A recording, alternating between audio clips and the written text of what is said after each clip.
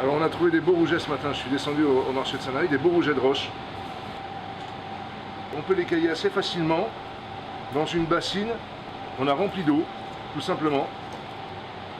On coupe la tête, on va vider notre rouget comme ça. Et ce qui est très important,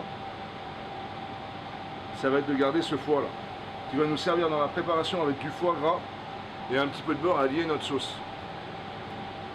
Voilà. Et avec une petite pince à désarrêter, on va donc désarrêter notre poisson. Et on enlève arête après arête. Donc là on a notre rouget qui est prêt. On est en Provence, on va faire chanter un peu le sud. Et on va rajouter des petites feuilles de marjolaine comme ça. Alors il faut pas, vous préférez pas des grosses feuilles, plutôt des petites feuilles. On va les intercaler de manière, on imagine à ce que le client prenne toujours une bouchée et toujours du rouget et un petit morceau de marjolaine. Ça sert à rien d'en mettre plus, il faut quand même qu'on garde le goût du rouget, c'est ce qui nous importe le plus. Le fait de cuire le rouget comme ça va protéger la chair. Et moi j'aime bien quand le rouget, on ne le saisit pas trop. J'aime pas quand on cuit, je trouve que la peau devient assez raide, donne un goût qui n'est pas forcément celui qu'on attend. On assaisonne avec de l'huile d'olive citron, un tout petit peu de piment d'Espelette. J'adore ce piment parce qu'en finalité c'est un rehausseur de goût et il n'y a pas de puissance. Fantastique. Notre artichaut et courgette tout simplement comme ça.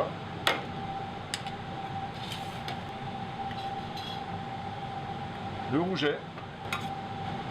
J'aime bien récupérer la petite huile qui reste là, regardez comme elle est rouge. Voilà. Ça c'est juste la couleur de la peau de rouget qui donne cette... Voilà.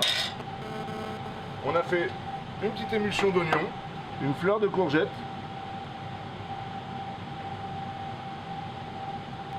une petite bourrache, et c'est fini.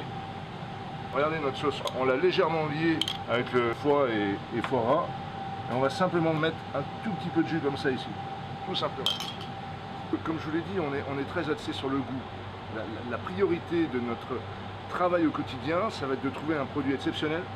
Alors on a moi j'appelle ça des partenaires de goût, des gens qui vont nous donner un produit exceptionnel. Ensuite on va le travailler parfois le plus simplement possible. Et ensuite, eh ben, effectivement, quand sur le rouget, comme je vous disais tout à l'heure, moi j'ai envie que le client, à chaque fois qu'il prenne une bouchée et un petit morceau de marjolaine, et pas beaucoup de marjolaine, parce que s'il a beaucoup de marjolaine, il ne sentira plus le rouget.